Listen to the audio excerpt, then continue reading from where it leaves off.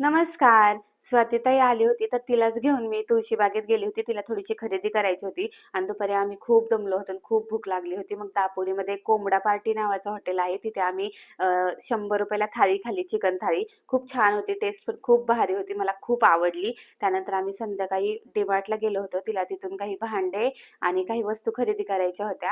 मग त्या खरेदी केल्या आणि त्याच्यानंतर आम्ही मम्मीकडे गेलो होतो आणि तुम्ही बघू शकता बेलाला भेटायला गेलो होतो आणि प्रकाश इथे बेलासोबत खेळत होता.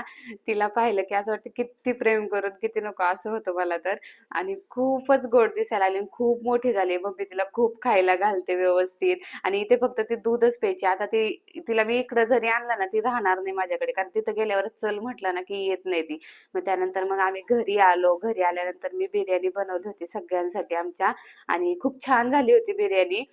लवकरच मी तुमच्यासोबत देखील मी बिर्याणीची रेसिपी शेअर करेल. असा होता आजचा माझा दिवस. भेटूया पुढच्या ब्लॉगमध्ये. Bye bye.